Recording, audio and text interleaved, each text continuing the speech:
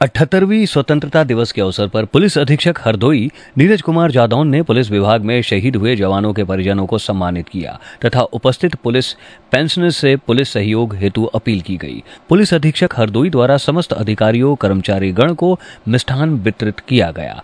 Police परिवार के प्रत्येक सदस्यों के साथ समस्त जनपद एवं देशवासियों को स्वतंत्रता दिवस की ढेर सारी शुभकामनाएं एवं बधाई दी। जनपद के प्रत्येक थानों, चौकियों एवं कार्यालय पर स्वतंत्रता दिवस के अवसर पर ध्वजारोहण कर हर्षोल्लास के साथ स्वतंत्रता दिवस के पर्व को मनाया गया तथा एक दूसरे को बधाई एवं शुभकामनाएं दी गई। वहाँ पे कानून का राज रहे, वहाँ पे कोई बदमाश पनपे ना, या पनपना चाह रहा है तो तुरंत आप उसको सूचना दें पुलिस को, जिससे कि एक बढ़िया माहौल बना रहे। तो ऐसा नहीं है कि आप रिटायर हो गए तो आपका काम खत्म हो गया। पुलिस विभाग से कोई रिटायर हो ही नहीं सकता है, मतलब उसके दिमाग में हमेशा ये बातें रहती हैं। तो आपसे मेरा अनुरोध रहेगा कि जिस समय आपने जिस तरह आपने एक्टिव सक्रिय ड्यूटी की है, उसी तरह आप सक्रिय ड्यूटी उसके बाद भी करते रहेंगे और देश को बहुत ज़रूरत है। इसीलिए 15 अगस्त हम बार बार इसीलिए मनाते हैं कि जो जिन आदर्शों के लिए इतना सेक्रीफाइस दिया गया हमारे स्वतंत्रता संग्राम सेनानियों ने, उनके परिवारों ने, और उसके बाद निरंतर हमारे सैनिक गण, हमारे फौजी गण, हमारे पुलिस गण, हमारे आम नागरिक गण, वो उसको याद दिलाने के लिए हम लोग 15 अगस्त मनाते हैं। तो 15 अगस्त की सार्थकता यही है कि हम लोग हमेशा एक्टिव रहें, हमेशा अलर्ट रहें और कोई भी देश विरोधी शक्ति पनपे ना, उसको हम लोग जड़ से ही खत्म कर दें, पनपने से पहले ही खत्म कर दें। और देश विरोधी शक्तियों के कई चेहरे होते हैं, कई फेस होते हैं।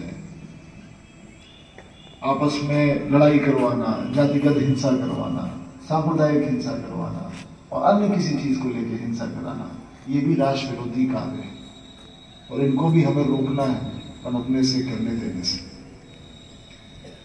पुलिसकर्मियों जो अभी एक्टिव ड्यूटी में, उनसे मैं कहूंगा कि हमेशा हमेशा इस बात का ध्यान रखें कि अब जो खाकी को लोग बदनाम करते थे वो अंग्रेजों कहते थे, तो अंग्रेजों की पुलिस है जो हिंदुस्तानियों पे अत्याचार करती थी। और उनका अलग कानून था, उन्हें ब्रिटिश लॉ फॉलो करना था, उन्हें ब्रिटिश स्वार्थों को देखना था, ब्रिटिश इंटरेस्ट को देखना था। लेकिन जब आजाद हुए हम लोग को इतने दिन हो गए, 78 साल हो गए। मेरे पिताजी भी स्वतंत्र भारत में पैदा हुए थे, तो स्थिति ये है कि 2-2 पीढ़ियां, 3-3 पीढ़ियां स्वतंत्र भारत में पैदा हुई। तो हमें अपने स्वतंत्र भारत की जो पुलिस है उसको कैसे बेहतर करना है। जो हमेशा शिकायत मिलती रहती है हाई हैंडेडनेस की, कि मतलब बहुत एग्रेसिव पुलिसिंग है, पब्लिक से अच्छे से बात नहीं करती, तो हमेशा इस बात का ध्यान रखना चाहिए था। अगर किसी को समझ में ना आ रहा हो तो पुराने नाटक देख लो जिसमें अंग्रेजों की पुलिस दिखाई जाती है, या कोई ऐसा फिल्म देख लो जिसमें देखिए भगत सिंह वाली फिल्म देख लो, जिसमें पुलिस कैसे ट्रीट करती थी हिंदुस्तानियों को। क्या हम वैसे ही ट्रीट कर रहे हैं अपने देशवासियों को? क्या हमारा व्यवहार लगभग वैसा ही है? अगर हमारा व्यवहार वैसा ही है तो फिर मेरे पास शब्द नहीं है कहने के लिए, हमें सुधार की बहुत ज्यादा आवश्यकता है। तो हमेशा वही टेस्ट है कि आप देख लो कि उस पुलिस से हमारी पुलिस में क्या परिवर्तन आया है। तेरा डाउट हो, क्योंकि अब उस समय का तो कोई जिंदा है नहीं, या होंगे तो वो बताने की स्थिति में नहीं होंगे। तो फिल्म सीरीज जरूर देखें, जिससे क्या उनके रियलिटी चेक होता रहे कि हम लोग अब किस तरह काम कर रहे हैं, किस तरह हमारा बिहेवियर हो गया है। हम अपने देशवासियों को अपना देशवासी समझते हैं कि नहीं समझते, हम कुछ और समझते हैं। इस बात का हम लोग विशेष ध्यान रखें, तभी इसकी सार्थकता है 15 दिवस मनाने की, 26 जनवरी मनाने की, या अन्य कोई राष्ट्रीय त्योहार मनाने की। जिन आदर्शों के अंतर्गत हम राष्ट्रीय त्योहार मनाते हैं, उन आदर्शों को हम प्रतिदिन उनका अनुपालन करें, प्रतिदिन करके दिखाएं कि हाँ भाई ये आदर्श है। जो आदर्श होते हैं वो एक दिन के लिए नहीं होते, 2 दिन के लिए नहीं होते, वो सनातन होते हैं, हमेशा के लिए होते, इटर्नल। उसको हमें बिल्कुल देखना है और उसको अपने काम से उसको पब्लिक के सामने लाना है कि हाँ यूपी पुलिस ऐसे काम करती है, हरदोई पुलिस ऐसे काम करती है, मैं ऐसे काम करता हूँ। तो मेरा आप सभी से अनुरोध रहेगा कि हमेशा ये अपने कार्य में ले आए बिना किसी स्वार्थ के। बहुत किस्मत से ऐसी नौकरी मिलती है जिसमें लोग को यूनिफॉर्म मिलती है। खाकी की नौकरी बहुत किस्मत वाली नौकरी है। इतना रिस्पॉन्सिबिलिटी हम लोग को दी गई है। भारतीय नागरिकों ने इतनी ज़्यादा हम लोगों पर विश्वास कर रखा है कि हाँ, ये हमारी सुरक्षा के लिए है, ये हमारी मदद करेंगे। हम कभी किसी खतरे में फंसेंगे तो पुलिस हमारी मदद करने आएगी, पुलिस हमारी रक्षा करेगी। ये विश्वास उनका है।